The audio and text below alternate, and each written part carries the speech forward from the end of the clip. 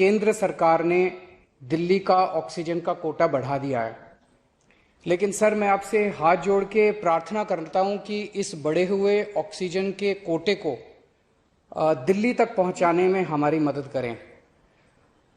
एक एस्टीमेट के हिसाब से दिल्ली को 700 टन ऑक्सीजन की जरूरत है। आपने हमारा कोटा 480 टन कर दिया, बहुत बहुत शुक्रिया। लेकिन पिछले 24 घंटों में इस बढ़ाए हुए 480 टन में से भी केवल 350 टन ऑक्सीजन दिल्ली पहुंच पाई है। प्रधानमंत्री जी, जब से ऑक्सीजन का संकट शुरू हुआ है मेरे फोन बजते रहते हैं। कभी कोई अस्पताल कहता है कि 3 घंटे की ऑक्सीजन बची है, कभी कोई अस्पताल कहता है कि 2 घंटे की ऑक्सीजन बची है। हम कारण जानने की कोशिश करते हैं तो पता चलता है कि पीछे किसी राज्य ने दिल्ली के लिए ऑक्सीजन लाने वाले ट्रक को रोक रखा है। हमने मदद के लिए केंद्र सरकार में कुछ मंत्रियों को फोन किए। शुरू में उन्होंने खूब सहयोग किया सर, लेकिन अब वो भी बेचारे थक गए। सर, देश के संसाधनों पे तो 130 करोड़ लोगों का अधिकार है ना। अगर दिल्ली में ऑक्सीजन की फैक्ट्री नहीं है तो क्या दिल्ली के 2 करोड़ लोगों को ऑक्सीजन नहीं मिलेगी? जिस राज्य में ऑक्सीजन की फैक्ट्री है, क्या वो दिल्ली की ऑक्सीजन रोक सकते हैं? ऐसे में हम क्या करें? सर, मैं आपका बेहद शुक्रिया अदा करना चाहता हूं कि आज आपने ये मीटिंग बुलाई है, बहुत सही समय पे ये मीटिंग बुलाई है। पर सर, मैं आज ये जानना चाहता हूं कि अगर आज या कल या किसी भी टाइम हमारे दिल्ली के किसी अस्पताल में अगर 1 घंटे की, आधे घंटे की, 2 घंटे की ऑक्सीजन बच जाए और लोगों की मरने की नौबत आ जाए, तो मैं फोन उठा के केंद्र सरकार में किससे बात करूं? सर, मैं ये जानना चाहता हूं कि अगर कोई राज्य दिल्ली के कोटे की ऑक्सीजन का ट्रक रोक ले तो मैं फोन उठा के किससे बात करूं? हालत काफी ज्यादा गंभीर हो चुके हैं सर। हम अपने लोगों को मरने के लिए तो नहीं छोड़ सकते। हमें लोगों को यह विश्वास दिलाना पड़ेगा कि एक एक जिंदगी हमारे सबके लिए कीमती है। हम आपसे फिर से दिल्ली के लोगों की तरफ से हाथ जोड़ के अपील कर रहे हैं कि सर, तुरंत कोई कठोर और सार्थक कदम नहीं उठाया गया तो शायद दिल्ली के अंदर कोई बहुत बड़ी त्रासदी हो सकती है। मैं आपसे मार्गदर्शन चाहता हूं सर।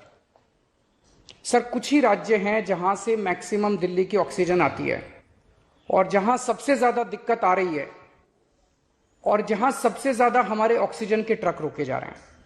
मेरी आपसे विनती है, अगर आप उन राज्यों के मुख्यमंत्री को एक बार बोल दें, फोन कर दें कि हमारे ऑक्सीजन के ट्रक ना रोकें, तो दिल्ली के लोगों को ऑक्सीजन मिल जाएगी। आपका एक फोन ही बहुत है सर उनको।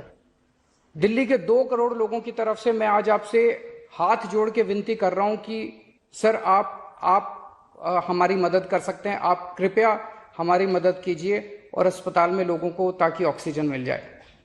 ऑक्सीजन की कमी के कारण अस्पताल में जो हालत बने हुए हैं वो अब देखे नहीं जाते। लोग बहुत ज्यादा तकलीफ में हैं सर। पूरी पूरी रात हम सो नहीं पाते, नींद नहीं आती। इनका मुख्यमंत्री होते हुए भी मैं कुछ नहीं कर पा रहा। डर लगता है कि ऑक्सीजन की कमी से कहीं कोई बड़ा हादसा ना हो जाए। ईश्वर ना करे अगर ऑक्सीजन ना मिलने से कुछ अनहोनी हो गई तो हम सब कभी अपने आप को माफ नहीं कर पाएंगे। प्रधानमंत्री जी, कोरोना से देश को बचाने के लिए एक नेशनल प्लान बनना चाहिए। इस नेशनल प्लान के अंतर्गत देश के सभी ऑक्सीजन प्लांट्स को तुरंत आर्मी के जरिए केंद्र सरकार टेक ओवर करे। ऑक्सीजन प्लांट से निकलने वाले हर ट्रक के साथ एक आर्मी का एस्कॉर्ट व्हीकल रहेगा तो कोई उस ट्रक को फिर आगे रोक नहीं पाएगा। सर, दिल्ली का जो ऑक्सीजन का कोटा आपने बढ़ाया, हम उसके बड़े शुक्रगुजार हैं, लेकिन उसमें लगभग 100 टन ऑक्सीजन उड़ीसा और वेस्ट बंगाल से आनी है। हम परसों से, जब से कोटा बढ़ा है, हम कोशिश कर रहे हैं उस ऑक्सीजन को दिल्ली लाने की। मेरा आपसे निवेदन है कि यहां से ऑक्सीजन अगर हो सके तो हमें हवाई जहाज से उपलब्ध करवाई जाए, और नहीं तो जैसा अभी बताया गया, आपका आइडिया है ऑक्सीजन एक्सप्रेस शुरू करने का, वो ऑक्सीजन एक्सप्रेस शुरू करके वेस्ट बंगाल और उड़ीसा से हमें ऑक्सीजन दिलवाई जाए।